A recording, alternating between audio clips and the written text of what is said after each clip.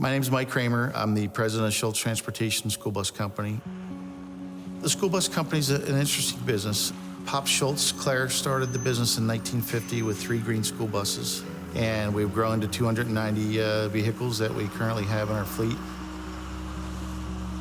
Been with LCBC for about 10 years now, and met my wife, who was going to the York campus, and I was attending the Manheim campus, so we both attend the Lancaster campus at this point. As a child, I grew up with a family, parents that did not attend church, and was able to go attend as a youngster with friends, and their family allowed me to tag along, which was my start.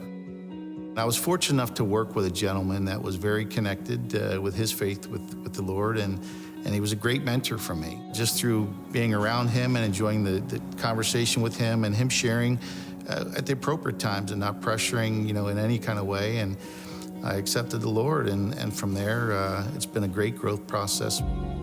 Since, a lot of my background was from a coworker working with me that kind of led me and pointed me in a lot of positive directions, I thought, what a better way to tie that back to where I'm at in life. And so I wrote a letter to all the employees, about 240 employees. It is a personal invite. We'll do some follow-up to that as reminders, just giving people some friendly reminders of, hey, we'd love to see you and have you beside us, sitting just like we did last year, and those folks are still sitting there, and we can just enjoy the morning together. The reason I invite is that this is a temporary stop for us. We all know and understand that. Physically, it's a temporary stop. There's gonna be an end. What does the end look like? For me, I know what my end looks like, so why wouldn't I want to share that with people and say, wouldn't that be an awesome end for you too? The struggle is sometimes the courage to do it, maybe. All the reasons why not to do it sometimes set in, but for me, it comes down to, even if it's one, I don't want to miss out on that. I don't want them to miss out on that. It's a matter of caring here, but more importantly, what's after here? Man, I cannot tell you guys how much I love Mike's story. That's worth clapping for. I heard some of you guys getting started. I love his story. But more importantly, I just gotta be honest, I love Mike's heart. And in fact, 2 weeks ago, he invited a ton of his coworkers. He actually had 25 friends show up. And so I just want to take a moment. If you are one of Mike's friends and you're joining us again this weekend, whether it's online or at the Lancaster City campus, man, we just want you to know that we are so glad that you're here. And we really do hope that this place becomes your place and that you feel loved and welcomed and wanted here. But one of the things that I love most about what Mike said was what he said there at the very end of the video. When he said, it's not a matter of just caring about here. It's more importantly about what's after here. Oh man, is it not easy to get sucked into thinking that this life right now, these moments, the toys and trinkets that are in front of us are what matters most? Man, because of Jesus, because we know Jesus, we know that this life is simply the warm up for what matters most.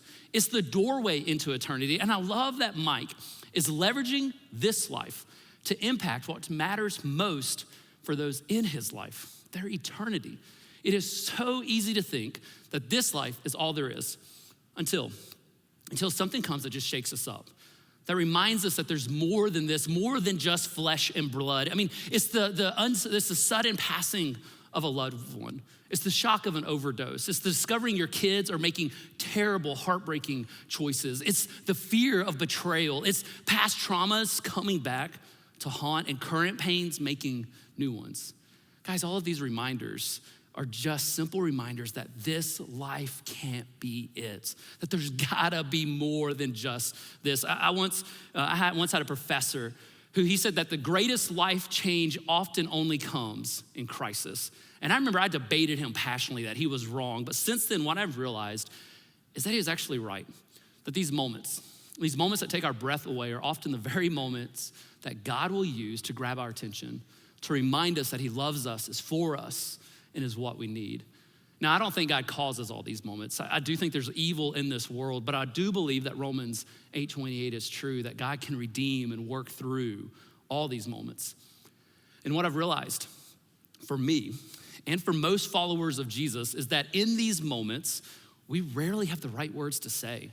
We find our ways to fix the pain or the ability to make it go away. But what we do have and what is ultimately needed most in these moments is not cute words, but Jesus. What is needed most is Jesus, and we can point to Jesus, to the true hope, the true peace, to a true joy that weathers all the storms, to a peace that truly does pass all understanding, and to a God who comforts us in our deepest of wounds.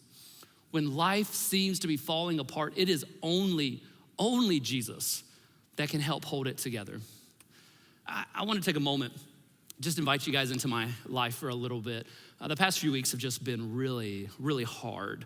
They've had some really heavy moments. They've been some difficult, heartbreaking things that we have been invited into, like sacred moments that we honor and cherish and are so thankful to be invited into, but hard moments, heavy moments. And one of the moments that just kind of hit particularly close to home is that we got word that some of our friends from the Berks campus, Jason and Ange, we got word that he got some really, really scary health news.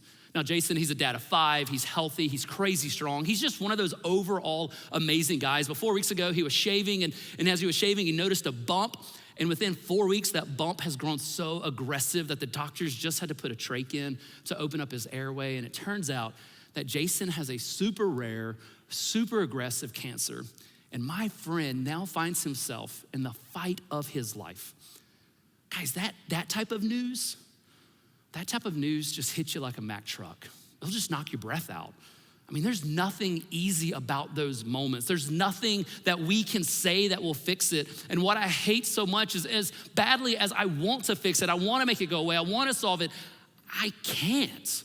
I mean, there's nothing I can do. So I did the only thing I know how to do. I just went and sat with him, and we talked, and we cried, and we prayed.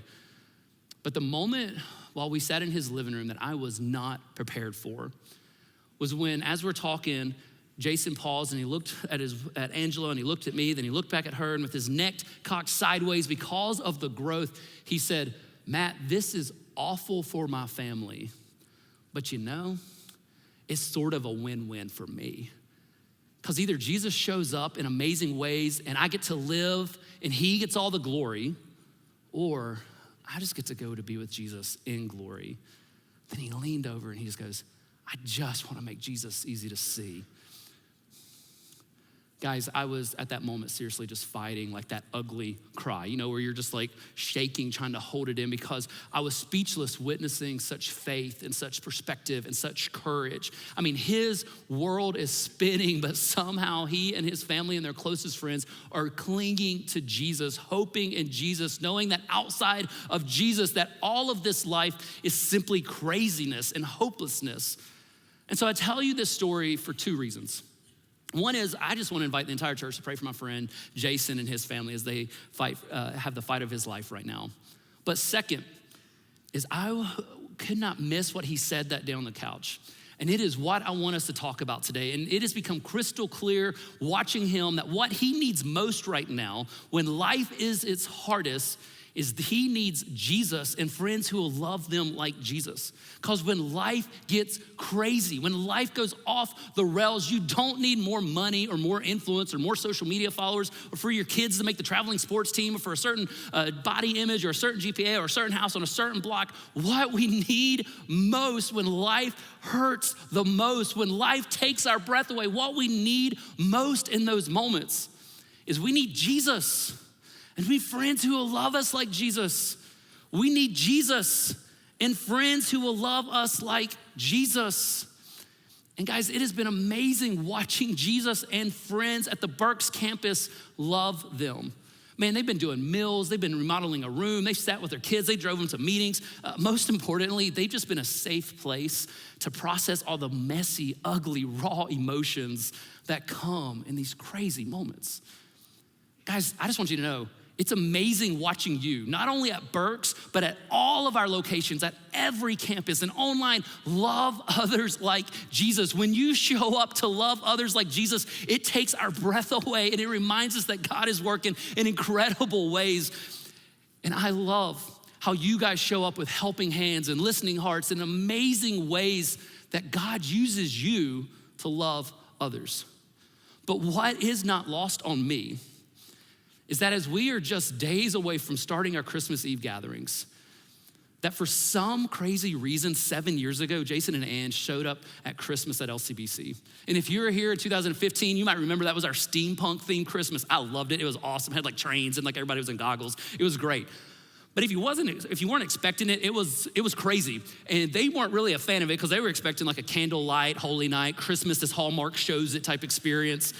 But even though they were shocked by it, they were intrigued by it. And they eventually came back and fast forward, man, they've kept checking things out. And today, when life is crazy, they have a community that is surrounding them. They have a family that has the tools to be able to fully follow Jesus. And today, as evil seems to be determined to break their lives apart, man, they're finding Jesus holding their lives together. And they are experiencing Jesus and friends who will love them like Jesus in profound ways. Over the last few weeks, we've been in this series called Easy to See, where we've been talking about how as followers of Jesus, there should be some things in our lives that are just easy to see. And we talked about how our love should be easy to see, how our compassion should be easy to see, how our forgiveness should be easy to see. But today, we're talking about the one thing, the greatest thing, the thing that Jason that evening on his couch reminded me of, the one thing that we have to be pointing to, that we have to get right, the one thing that we have to make easy to see, and that is Jesus. Guys, Jesus should be easy to see in you and me. Jesus should be easy to see in you and me, because what our friends and roommates and coworkers and teammates will need most in this life and next is Jesus. We've got to make sure that Jesus is easy to see in you and me. We got to make sure that we're not accidentally making it harder for someone to experience Jesus, because Jesus is what they need most. And we gotta make sure that how we talk and act and respond doesn't make it difficult for them to see Jesus. Since our friends will need Jesus most, we have to make sure that Jesus is the most visible thing in our lives. But how? How do we do that? How do we make Jesus easy to see and not come across as weird or rude or repulsive to culture? I mean, how many of us hasn't bumped into one of those Christians? You know, the Christian that just simply by the way that they talk, the way they dress, the way they act, you look at and you're like, I want nothing to do with them. Or the one that you see on TV protesting on the street with their signs and picketing and declaring what's wrong with others in the world and just seem to be so judgmental and angry. I mean, I see these people and I don't want anything to do with them, and I'm a pastor, much less someone who already doesn't like the church. So how do we make Jesus easy to see? How do we make him easy to see in you and me? I think we do exactly what Jesus did. Over the centuries, how we make Jesus easy to see has changed. I mean, there's been moments that we've had cathedrals and tent revivals and rock bands, and today there's online streaming, and all of those have been used in amazing ways. But the one way that has stayed constant from Jesus till now, and is arguably the most profound way to make Jesus easy to see, is just a simple act of being nice, of noticing, of being kind, of saying hi to people, inviting others to share our lives with them. It's the simple act of hospitality. Because guys, the truth is we make Jesus easy to see when we practice hospitality. We make Jesus easy to see when we practice hospitality. The simple act of being friendly, of welcoming, inviting others to share life, of noticing those that are around us, of not living with a defensive posture, but with a welcoming posture. And if you're unfamiliar with the phrase hospitality, or all that you can picture in your head right now is Martha Stewart, let me give you some synonyms of what hospitality is. It's being friendly. It's welcoming, it's accommodating, it's generous, it's receiving, warm, amicable, it's cheerful, it's being considerate of others. It's of good cheer. Guys, we now live in a world where being friendly, being hospitable is one of the easiest and fastest ways to show the world Jesus. I mean, it's wild to think that the simple act of hospitality, of being nice, makes Jesus easy to see. I mean, it's asking the cashier how they're doing. It's looking the barista in the eye and saying thank you. It's being kind to the people in the gym. It's tipping well. It's inviting someone to sit at your table or to come to your house or to watch the game or for the kids to have a play date. It's crazy that the simple act of kindness, of hospitality, noticing others and caring, is one of the easiest ways to show Jesus today. But let's be honest. Some of us, when we hear this, we kind of roll our eyes and we think, oh, isn't that cute? Isn't that precious? That's kind of like preschool theology, little weak. But there wasn't anything precious or preschool or weak about what Jesus did. See, when Jesus practiced gospel-centered hospitality, it was considered scandalous. It was terrifying to people. It made heads turn. It made gossip flow through the streets because people talked about it. And many of us confuse hospitality with social bartering. We confuse those two, and so we practice social bartering thinking we're being hospitable, and really what we're doing is we're being nice to those who we want to be nice back to us. We're welcoming to those who we want to be welcomed by. We include those who we want to be included with. But that's not how Jesus practiced hospitality, how he practiced a gospel-centered hospitality. Jesus actually said it this way to some friends. He said, when you put on a luncheon or a banquet, don't invite your friends, brothers, relatives, and rich neighbors, for they will invite you back, and that will be your only reward. Instead, invite the poor, the crippled, the lame, and the blind. Guys, these were the folks in the first century who were the social rejects, the outcasts, the people that no one wanted anything to do with. It was the people who were different and considered dangerous, who they would keep at an arm's length. And Jesus says, those are the people that we go after and we invite in and we welcome in. And then he continues and he said, when you do this, God will reward you for inviting those who could not repay you. Basically, don't be kind to those who you want to be kind, who can be kind back to you, or who you want to get to know. Care for others indiscriminately. Just dish it out to anyone and everyone you come in contact with. Jesus would make this statement over dinner, and then just a few verses later, because of how he lived, because of how he practiced this would be said about him. Tax collectors and other notorious sinners often came to listen to Jesus. And this made the Pharisees and teachers of the religious law complain about that he was associating with such sinful people, even eating with them. Guys, I don't know what it takes to be considered a notorious sinner, but I love that line. And I love that Jesus modeled eating with them, welcoming them in. Jesus didn't show kindness and care to the put together, the convenient and the easy.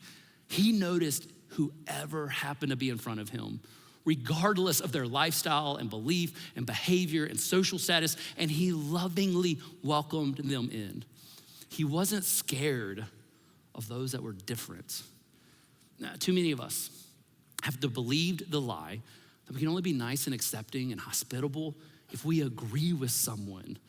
That if they look different, vote different, think different, behave different than me, then if they're different, then they're dangerous and they should be avoided or at best held skeptically with boundaries.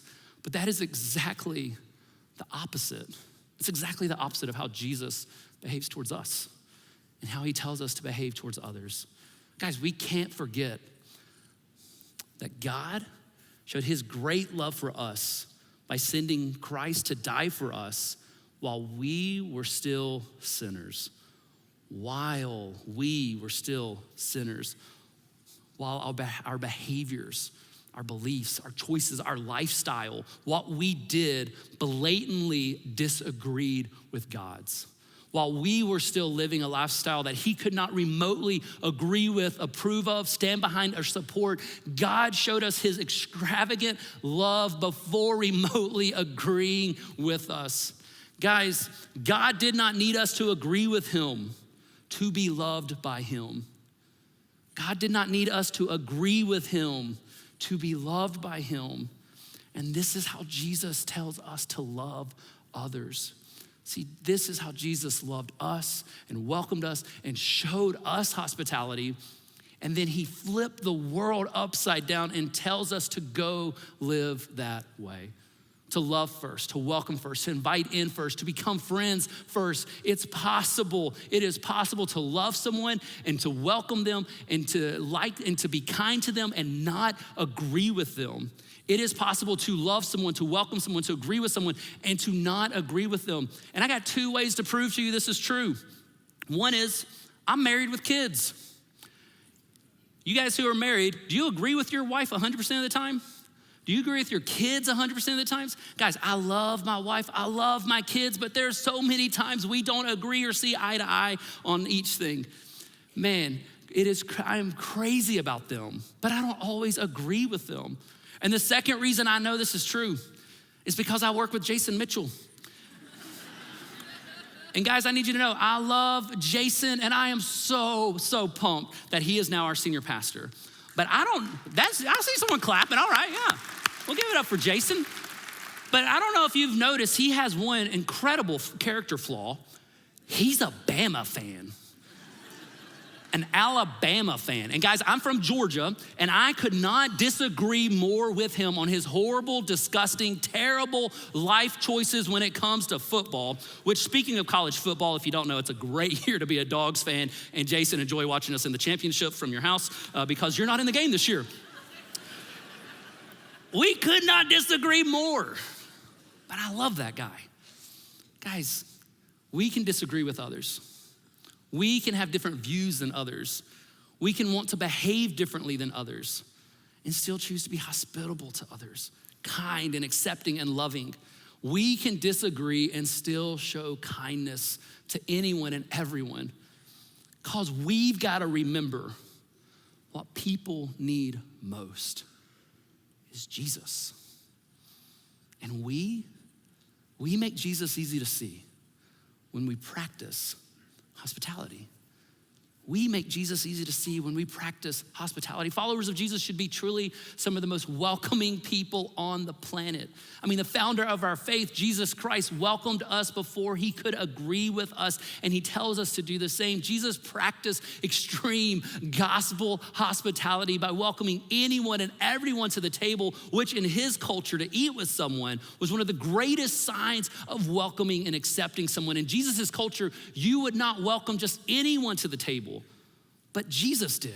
I mean, he was scandalous with who he ate with and who he welcomed in and who he loved. I mean, he welcomed pious and arrogant religious political leaders who he knew were looking for ways to kill him, who he knew was his enemy. He accepted tax collectors who were corrupt and abusive traders who stole money from him. He welcomed in prostitutes, and not recovering, not former, not previously known as prostitutes, but active ones. Prostitutes who more than likely left work to come and eat dinner with him. He knowingly invited Judas, who he knew was stealing from him. It would eventually betray him to be murdered. He welcomed him to the table, and he embraced Peter, who was a hot-headed, angry man who threatened to call fire down on his enemies and was quick to pull a sword and would eventually abandon Jesus in his hour of need. And he elevated women who culturally were considered like second-class, second-tier humans equal to that of like slaves and livestock. And he not only elevated them, but he cheerfully welcomed them, taught them, empowered them, trusted them. Jesus' hospitality and ability to make others feel seen and welcomed was profound. And it changed lives. He lived like this. And then he tells us to go live like he did, to do likewise. There's just one guy in the Bible, his name's Paul, and Paul was first known as a murderer of Christians. He was one of the greatest enemies to the Christian faith. But he has this incredible, profound encounter with Jesus, which starts to change his life, but he finds himself all alone, clueless. And he was all alone until some Christians courageously showed hospitality, just like Jesus did, and they welcomed their known enemy to the table. They accepted their betrayer to the table and pulled the one who they were afraid of close. And through that hospitality, through that acceptance, Jesus changed Paul's life around that table. And in those moments of hospitality wrapped with grace and what God did through Paul's life was mind-blowing. That guy, Paul, he says in Romans 12, he says, always be eager to practice hospitality. Why? Because he knows how it changed his life. He says, always be eager and ready, prepared to be nice to anyone, to welcome someone, to make anyone feel seen and noticed, because who knows, maybe, just maybe, God will use that moment to help them discover Jesus and friends who will love them like Jesus. This way of Jesus is the cornerstone to the way of Jesus. Our friends and community, they desperately need Jesus, guys. And none of us know what this next year will hold for them. And there is no easier way to help them discover Jesus, to see Jesus, than when followers of Jesus are nice and welcoming and hospitable. Because guys, if we're not nice, if we're not welcoming, if we're not inviting people to come into our lives and share it with us, how will they ever experience Jesus? It is on us to make Jesus easy to see as we practice hospitality. Guys, people need Jesus. As a church, we're on a mission. Man, we are on a mission to introduce more and more people to Jesus and together fully follow him. And being introduced to Jesus desperately matters for one's eternity, but it also desperately matters for when life today goes crazy and the bump grows too fast and life goes off the hinges. And it is desperate to know Jesus today and communities that will love us like Jesus. And how will our friends and how will our communities know Jesus if we don't make him easy to see, if we're not welcoming, if we're not kind, if we're not hospitable, just like Jesus? I've realized this type of hospitality often comes in two different ways. It comes in the way of being intentional, and it comes in the different situations. So we have to intentionally practice hospitality, and then we have to find ourselves in situations. So intentional hospitality are the moments that we plan for, budget for, orient our life around, we make a priority. And then situational hospitality are just the moments we find ourselves in. It's the moment that we stumble into, the moments that we just happen to be in. Some moments we plan for, and others are just situations we stumble into. Which leads me to two stories. Two stories, one about a table, one about a tow truck. A table and a tow truck. See, recently I was invited into an incredible family's just darkest day to help plan their father's funeral. I mean, Kevin was an amazing, amazing man, like one of the most loving, generous, welcoming, just big-hearted people I've ever met. Just one of those guys who just seems to have like ripples of love just flowing out of him, touching thousands and thousands of lives.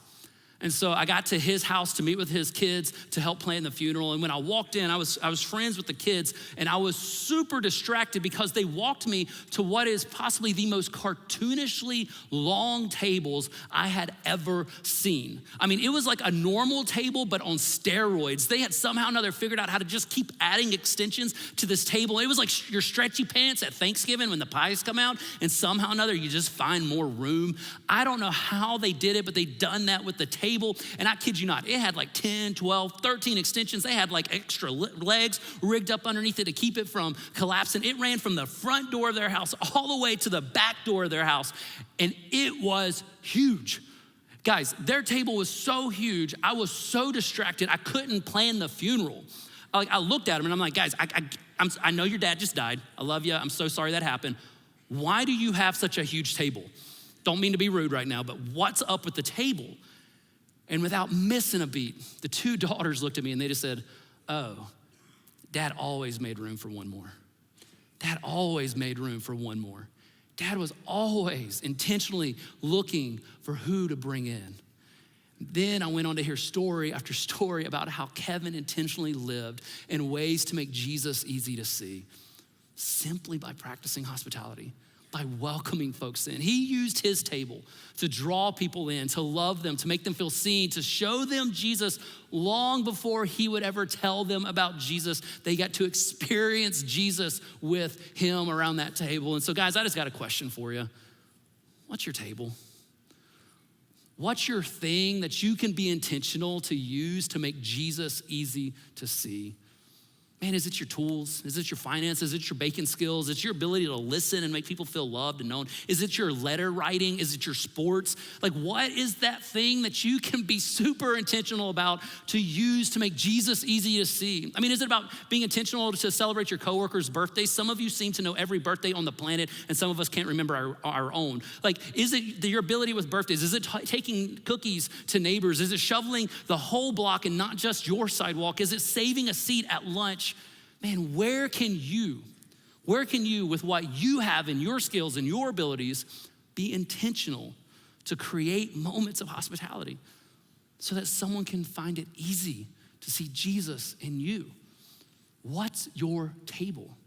Where can you be intentional to create moments that make Jesus easy to see? But sometimes we're not able to be intentional. Sometimes we're just thrown into situations where our response matters, and it maybe matters in more ways than we could ever realize. And if I'm honest, this happened to me a few years ago, and I almost missed the moment.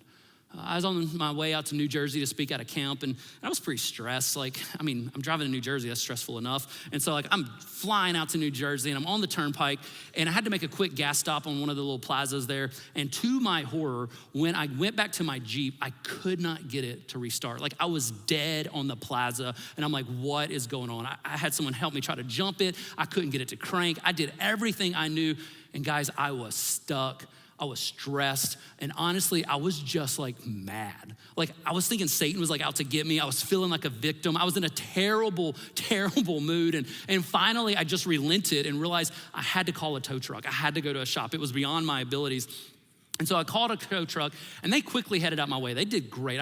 But guys, I was not in a good mood. I wasn't feeling very pastoral in the moment. I was hot, I was sweaty, I was stressed, and I was in a bad mood. Do you get it? I was in a bad mood. The tow truck gets there, and Chris hops out of the tow truck, and he was just amazing at getting the Jeep loaded up. He did it super fast, and he told me that we had to drive about 30 minutes to get to the closest shop. Honestly, I just wanted to crawl up into the front of that truck, sit in the cab, and fume the whole way there. But God did that thing. Have you ever had God just smack you upside the back of the head? I got in the tow truck, and I'm sitting there, and I'm just ready to fume. And next thing I know, it just feels like God smacks me upside the back of the head. And he just goes, what's your problem? Are you just gonna sit here and pout? Or are you gonna be present to the moment I'm giving you? And guys, I just want you to know, I was in a really, really, really bad mood. And I'm looking out the window wanting to fume. And finally, I'm just hi, Chris. And in the most insincere way, we started a conversation because God smacked me upside the head. But he went on to pour his heart out to me. He was Muslim. He had just gotten married. We started talking about life and kids and all the questions that come. And man, we just talked nonstop the whole way. And by the time we got to the shop, Chris actually gave me his cell number, and he asked for me to text him links to our closest campuses and to some of our messages here at the church, and just ways that he can get connected in some things to help him keep moving forward. And guys, I didn't want to be nice. I didn't want to care about anyone other than myself in that moment. I wanted to sit in my problems and complain and have a pity party.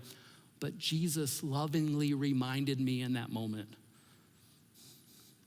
we have to make them easy to see. I gotta be honest, the repair went super fast. Camp was great. I thought I'd never hear from Chris again. And I figured God was doing something in that conversation that I would never understand. Well, fast forward a few years, 2020 happens. Life gets super crazy for Chris. His world seems to fall apart, and he gets pushed to his max, and he loses his faith. And in a moment of hopeless desperation, he remembers at some point in his past picking up a pastor dude in a yellow Jeep on the side of the interstate. And for whatever reason, he saved my number. And so out of the blue, Chris called me a few weeks ago. And guys, Chris has no clue what my name is. He literally saved it as pastor dude stuck on the highway. And so we started talking. And guys, over the last month, what God has done in Chris's life is unbelievable. Since that month, he's got connected to a church in Philly. He's being mentored by a pastor in Philly. He started praying to Jesus, asking him to help him in life. And when I called him to tell him I was sharing his story this morning, he said he had to be here to hear it. And he goes, where's your church? I'm like, well, there's 19 locations. And he goes, how does your church have 19 locations? I'm like, it's a multi-site church. He has no clue what that means. And I'm just like, go to Harleysville. It's the closest one to you.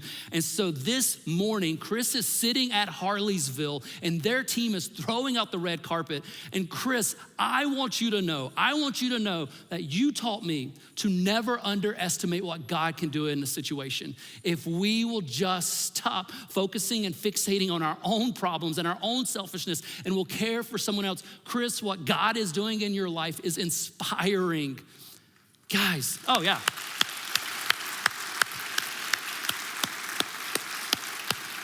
That's for you, Chris. We're so glad you're here.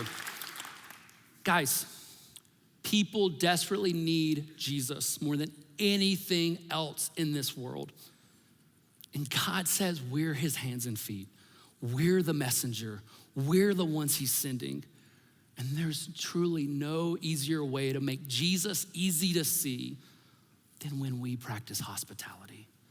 When we intentionally look for ways to invite people in, when we realize every situation might just be the situation God uses to profoundly change someone's life. So the question for today is, do you believe those in your life really need Jesus most? If you do, how will you make Jesus easy to see in you? How will you be intentional to use your metaphorical tables to help others see Jesus? How will you remind yourself that in every situation, every tow truck moment might be a moment that God's wanting to show up in someone's life through you? Guys, we are days away from starting our Eve gatherings. Our friends, our family, our coworkers, our neighbors, anyone who life happens to let pass in front of us, what they need most is not more toys or trinkets or fame or whatever it is that's distracting them. What they need most is Jesus. And who knows? Who knows what this next year might hold for them? But also, who knows how God might use you in your kindness, your others-mindedness, your willingness to smile, to notice someone, to talk kindly, to help them discover Jesus, and friends who will love them like Jesus. How might God use your tables and your tow trucks to make him easy to see? So are you willing to say, Jesus, send me so you can be easy to see? Because what people need most is Jesus. And Jesus is easy to see when we practice hospitality. Let's pray. Jesus, man, I'm just so thankful for Mike's friends who are at Lancaster City today. I'm so thankful for friends at Berks who are loving in profound ways. I'm so thankful for Chris who's at Harleysville today. Jesus, I get overwhelmed when I think about all the ways you're working through all of our campuses to make you easy to see. And Jesus, I pray that this morning that all of us will just simply say, here am I, send me. Here am I, use me to make you easy to see.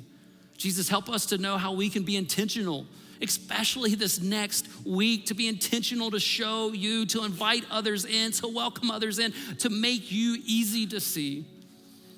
And Jesus, I pray that you will remind us in the situations that we just want to pout and have a pity party, that those just might be a situation you've placed us in, that we get to make you easy to see.